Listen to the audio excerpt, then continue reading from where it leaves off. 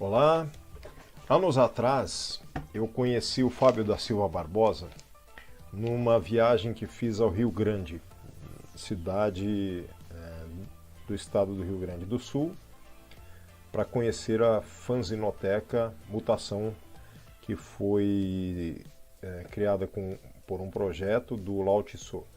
Conheci vários fanzineiros lá também. Fábio da Silva Barbosa, ele residia, se não me engano, no Rio de Janeiro, mas quando eu conheci já estava residindo no Rio Grande do Sul, se não me engano em Porto Alegre mesmo, e lá eu soube melhor do seu Reboco Caído. E esse fanzine Reboco Caído, na época ele me convidou, ele era menorzinho, o formato, e eu participei fazendo uma ilustração para a capa. É um fanzine que ele faz até hoje e que tem textos dele e de alguns outros convidados, e a capa sempre ele convida algum artista, algum fanzineiro, algum quadrinista para realizar uma das artes, para realizar a capa, né? Então, recentemente eu adquiri um pacote com o Fábio da Silva Barbosa. Esse pacote me veio, que é esse aqui, e dentro do pacote vários fanzines.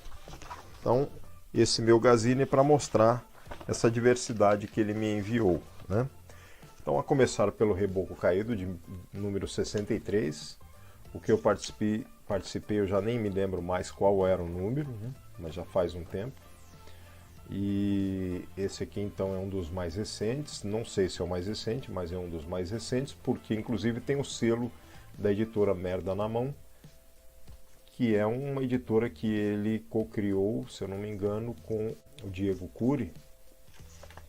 E eles publicaram até um material recente do Edgar Franco Ciberpagé. Então o Reboco Caído é bem interessante, porque traz então uma ilustração de um artista diferente na capa, né? E traz textos internos poéticos e ou críticos, como o do Fábio Barbosa, e de outros autores que ele vem convidando, pelo que eu vejo aqui, né? Por exemplo, tem um texto dele aqui também, tem essa divulgação toda, tem muito a ver com o senso crítico, com as questões sociais, políticas que acontecem no nosso país, né? Então tem muita crítica com relação a bastante questões e críticas poéticas também, né? Então, vários autores.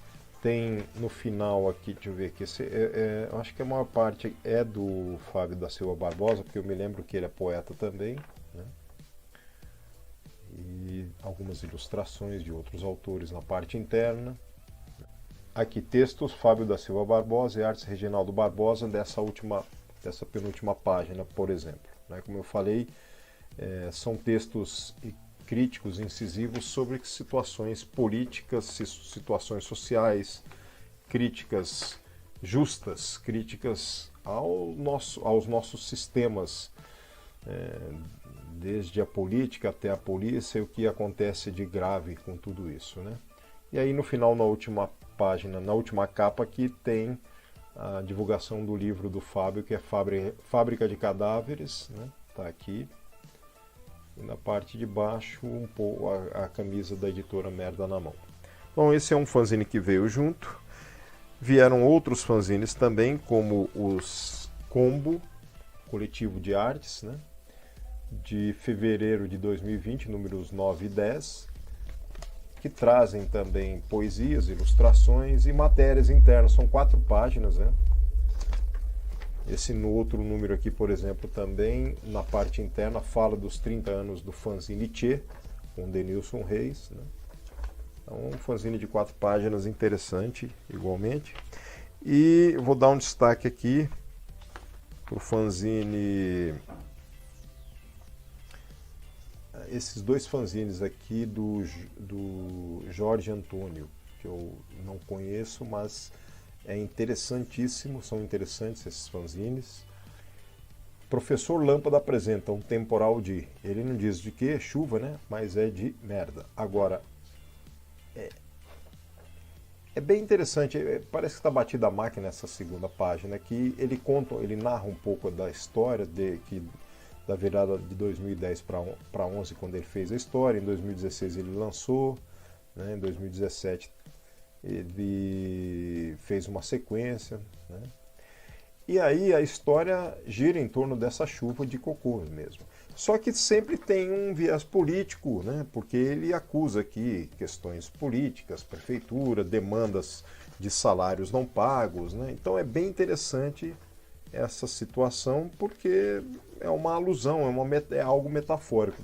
E ele narra nesse texto batido à máquina aqui, que num evento que ele estava, uma senhora com um sobrinho folheou esse fanzine dele e viu qual era o teor da chuva e se espantou e disse o seguinte, quando viu o título, né, falou: onde está a poesia nisso? E aí ele usou essa fala dessa senhora depois. Muito interessante no final aqui nessa página, ele diz, a senhora aparece, a chuva para do mesmo jeito que começou, e aí eu pergunto: onde está a poesia nisso? Está aqui. Ele acaba usando um fato ocorrido com ele e insere na história em quadrinhos, ou então ele refez, era uma outra história em quadrinhos e ele acabou fazendo esta, né? Eu não estou muito certo agora, precisaria reler ali a abertura do texto. E no finalzinho tem uma notícia: Chiasca foi castigada por um temporal de diarreia, mas agora o temporal está atingindo Brasília, já tem cocô no Congresso, vai ter mais ainda, né? Então, não é uma notícia que seja profética ou vá vaticinar, porque é uma história que ele já fez há alguns anos, está aqui 2017, mas que mostra essa recorrência no nosso sistema político passível de críticas ad eternum, né? Aí ele tem outro fanzine que eu recebi, menorzinho, do mesmo autor, Chuva de Cenouras. E aí ele relata também que aqui é o seguinte: resolvi fazer uma HQ em alusão ao escândalo das cenouras ocorrido em Duque de Caxias, no Rio de Janeiro. Então esse escândalo eu não me lembro qual era, né? Mas pela leitura da história em quadrinhos, percebe-se que ele faz a brincadeira de chuva de cenouras, né? E que os professores demandam um salário atrasado para a prefeitura e que a prefeitura relata, né? E no final o prefeito relata o seguinte: esse mês não tenho dinheiro, mas vocês aceitam o pagamento em cenouras? Então pode ser que tenha acontecido isso, como um fato político mesmo, eu não me recordo, né? Nós teríamos que pesquisar. E aí tem esse mini fanzininho aqui com essa questão. Veio um outro fanzine também, o Estagiário Feliz, né? Poruno Senpai, eu não sei, escrito, desenhado e editado por Senhor Guarda. Então pode ser um nome artístico, né? Cabaré Mutante 2021 é uma história para maiores de 18 anos, e eu não vou entrar em muitos detalhes porque o YouTube, bom, o YouTube não deve ser que nem o Facebook, mas enfim, pode ser que atrapalhe um pouco essa questão de divulgação, né, por causa das imagens. Mas enfim, é um papel muito bom, né? E uma história em quadrinhos catártica, né? Digamos assim.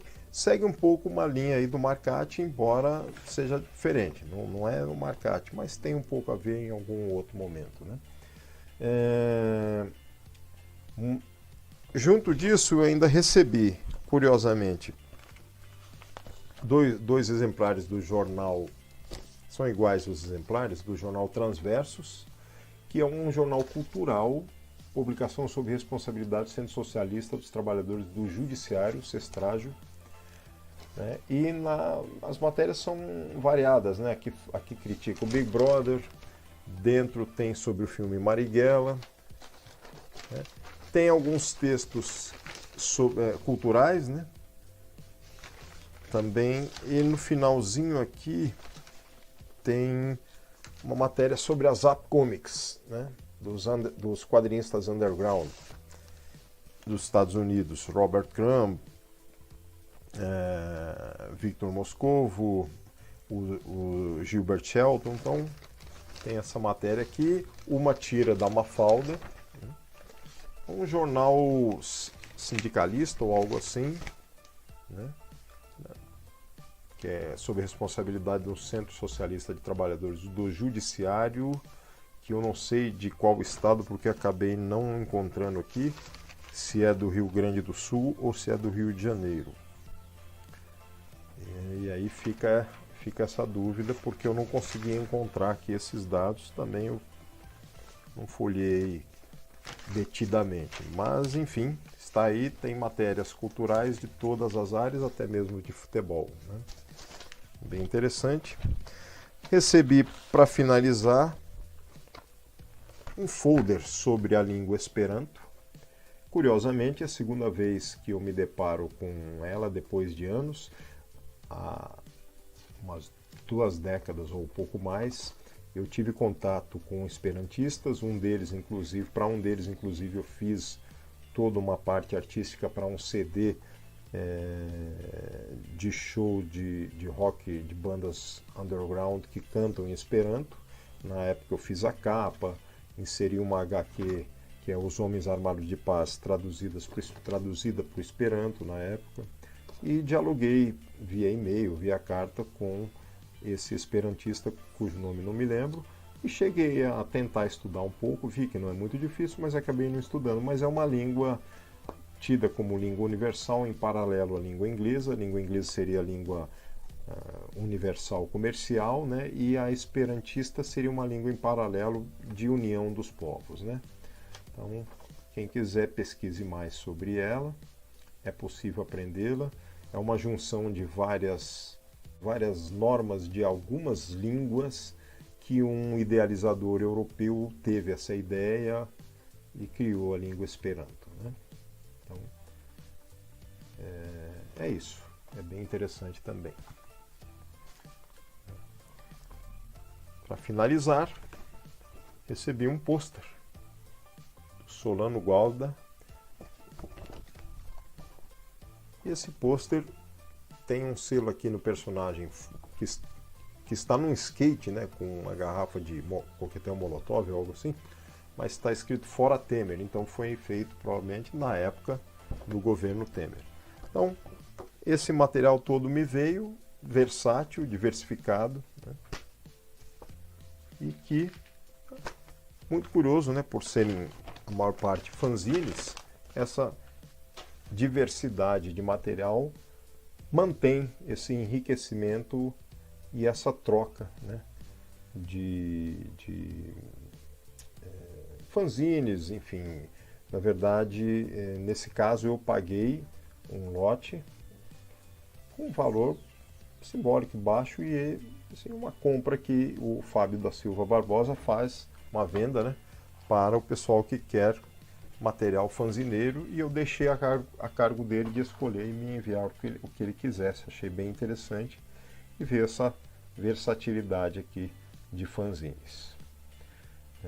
É isso. Até o próximo Gazine. Então, vocês tiveram aqui uma amostragem de alguns fanzines, de alguns autores distintos, né? Alguns catárticos e, em sua maioria, de forma livre, criativa, e sempre tendo esse pé no senso crítico, né, social. Então, quem